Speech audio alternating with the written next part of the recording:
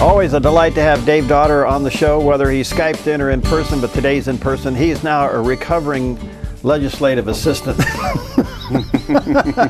And he's in the studio with us today to give us a little bit of a wrap on this year's legislative session. How you doing, Dave? I'm doing great. Good to see you. It's good to be home. Yeah. Very, very good to be home. Sleeping in your own bed, taking in oxygen, huh? That's correct. That's correct. Well, quite a session. Now, your title up there, you were kind of like the Republican liaison between the House and the Senate for budgeting issues, right? Yeah, I coordinated the budgeting issues for both of the Republican caucuses. Okay. House and Senate.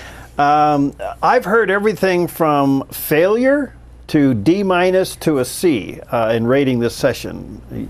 Give us your thoughts on that. I would give it certainly a low grade. Certainly at least no better than a C, and probably C- to D. It was not a failure. They did some good things, but first off, the two things they didn't do was they didn't really fix PERS. Right. They didn't. They had lots of chances to do that. The PERS they actually passed was PERS Light, like everybody's talked about. Yeah. And the other thing was, at the beginning of the session, everybody's press releases talked about jobs in the economy. Right. And when you got done, you looked at it and you went, so did we do anything for jobs in the economy? And the answer is, oh, a couple little minor things, but it was not. It wasn't at the top of the list. We did a lot of housekeeping things. So I think that would give them a low grade. Were you frustrated? Yeah, I was. I was very, very frustrated. I can tell you that the end of that session. See, I only have 2 data points now. I have the last session in which you had the co-governance model and you had true bipartisanship, and one side couldn't do anything without the other side agreeing to it. And the end of the session, they got a lot done. They got a lot done. Yeah. And the end of the session was fairly, well, it was a little bit rushed and it was a little chaotic.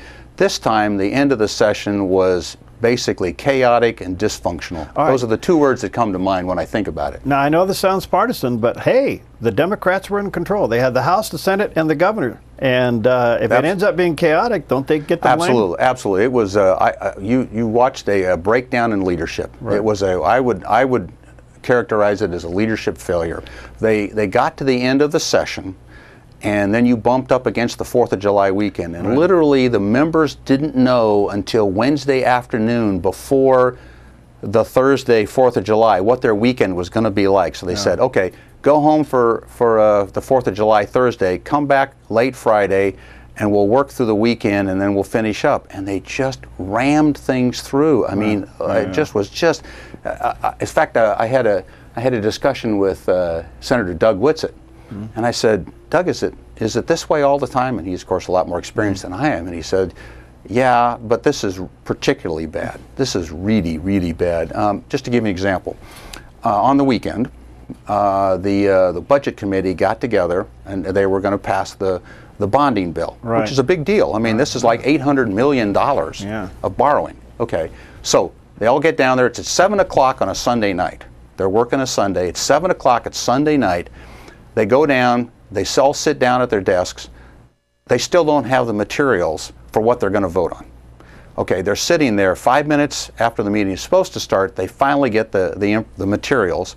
Now they get a chance to look at it, and they vote 10, 15 minutes later on $800 million. It was really very poorly done. And so if the people of Oregon think there was some kind of deliberative process, no, the leadership got together, decided what this bonding package was going to be, and pushed it to the end. Just pushed it out at the end. Yes, it was. You know, this is so frustrating in so many ways because this governor, when he was governor before, had a unique history of not being around during tough times and would call special sessions, and he himself would leave town. Now, the discussion of a special session's back on the table again to fix the kick the can PERS Light. Right. And I'm hearing all kinds of things. It's impossible. When are we going to do it? It's going to be an election year. Do you really want to do this thing? What's your take on that? Well, you know, again, it shouldn't be necessary because you should have done the right thing during the regular session, and they could have done that. They were in the majority, and this idea that somehow they needed a grand bargain to raise taxes so that they could fix PERS. They needed Republican votes for the tax increase side of that equation, but they didn't need any votes from the Republicans, from the minority party for the PERS. And an interesting comment was made by Mike McLean, was the Republican leader in the House, And he came back and he said, at one point, he looked at Tina Kotek, the Speaker of the House, and he said, "So Tina, how much do the Republicans need to pay you Democrats to get you Democrats to do the right thing?" Whoa. Because the right thing to do was fix PERS, right. and you can fix PERS. Right. Okay, again, you didn't need the tax increase. Good grief, they had a 6% annual increase in revenue.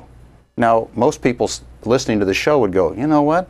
If I had a 6% annual increase in my budget, yeah. wow, I would think that would be pretty good. Yeah. And then on top of that, you needed a tax increase. So, anyways, those are the pieces that were so frustrating. And now there's this discussion about, well, let's come back into a special session, and we didn't quite get there on this grand bargain. Okay, well, both sides are willing to sit down and talk about it, but I think what folks need to recognize is one of the things that the minority, the Republicans, are really pushing is for economic growth. There's this special tax bracket for small businesses, and again, small business. Right. So it's different than the corporate tax rate and different than the individual tax rate, and it's really important to the small businesses. So, and that left the table at the end. So you expect a special session, and if so, when? Well, they're talking about one in September. That's up to the governor, right? That's up to the governor. What's up, and also to the majority. Yeah. To the majority. I mean, the minority will just have to be there. Yeah, they have to be there. Yeah, they're there because they need a quorum. Yeah. And so it was nowhere near as bipartisan as what I saw before, because they needed each other.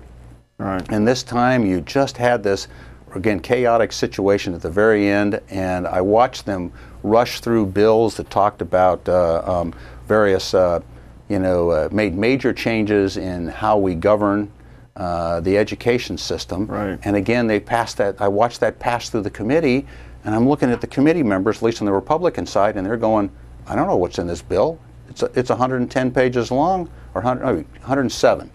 I don't know what's in it. I haven't seen it yet, and it shows up, an hour before the committee meeting, and they have less than an hour. So that's obviously a coordinated effort between the governor and the speaker and the president, right? I think if you're sitting, it has to be coordinated. Yeah, well, and some of it was wait until the last minute. Yeah. Irresponsibility. It's just so irresponsible.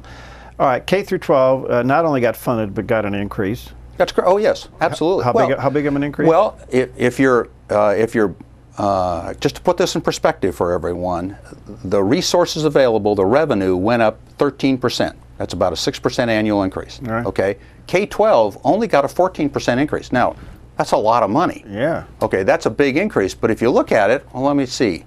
The budget went up 13%, so I really helped out K-12, but I only gave them a 14%. Well, that's only 1 point above what is their, quote, fair share. Right. So that's right. Plus they got this little bit of PERS savings. Okay. But, if you'd done more PERS, you could have given them less hard dollars, right, and then taken that money, because just so everybody also understands, for example, higher education. Right. The university system only got a 6% increase. Right. So they only got half of their fair share because there was so much money put in. So if you'd given them the K-12 more PERS savings, then taken those hard dollars and put them into the university, then the university would have gotten their fair share. All right. It's a couple of questions before we run out of time. One is the Oregon Health Plan. Did it go up in budget? Oh yeah, absolutely, absolutely. Oh, tremendously. Huge increases. Now, remember, what we're doing is Oregon is buying into Obamacare completely. Okay. We're going to go from about 600,000 people on Medicaid to over 800,000. I mean, we're going to add over 200,000 people onto that, and in the process, the amount of money coming to us from the federal government is going up. Is almost doubling. Well, and we'll see what happens to that, because that's all in trouble now. That's true. So that could be revisited. And we know there's budget holes out there in the program. We have counties in trouble. Yes. Josephine, Curry, others, even our own counties now looking at some cutbacks. Do you see some kind of a state override into the counties and trying to maintain some kind of law enforcement? I see that they passed a bill right at the end that set up a process for the state to step in and help the counties. I know there's some controversy and some people don't like or some of the pieces that are in that, but I got to tell you, the people like Bruce Hanna and Wally Hicks and those kind of people, you know, they wanted to make sure that there were some things where the state couldn't just come in and say, okay, you have to raise taxes. Right. And so there were some checks and balances there. And so I think those are the pieces. But here's the most important part. This is back to you didn't fix PERS. Because you didn't fix PERS, that was one of the best things you could have done, because what you did was you could have lowered their expenses rather than raising their revenue. What if you lowered their expenses through PERS reform? And because you didn't do that, you essentially threw the counties under the bus, as far as I'm concerned, because they're the PERS savings accrues to the counties and local governments more than it does to anybody else. Well, so if you it's look just at crazy. you take a county position, they're out of money. They needed the savings, and yet now they need the protection. I'm hearing from some citizens, some of these counties, no, we don't want the state anywhere near our back door, and yet we need help. I mean, it's a catch-22 situation. It really is. It really is. And again, the bill that passed was shared sacrifice. Although there are some people who are going to say no, they gave the state too much power. But I can tell you that there were a lot of folks that looked at that and said, well, you know, if you go to the state and you ask for help, it's kind of the golden rule. He who has the gold rules. And do you want that camel nose under the tent? Absolutely. You know, because that starts to take away local control. No question about it. Absolutely. Well, Dave, thanks for your update. We just pray that you get some rest. Yes. And I know that you're now back into the RV camping service. Yes, right. That's right. Your wife. And I'm going to get some fishing in this week. I've told myself I'm going fishing this week. Good. Right. Well, when you get both feet on the ground, you got a real clear head, we'll have you back. We'll talk some more about it. Nice to see you. Thanks for your service up there. Okay, we'll be right back.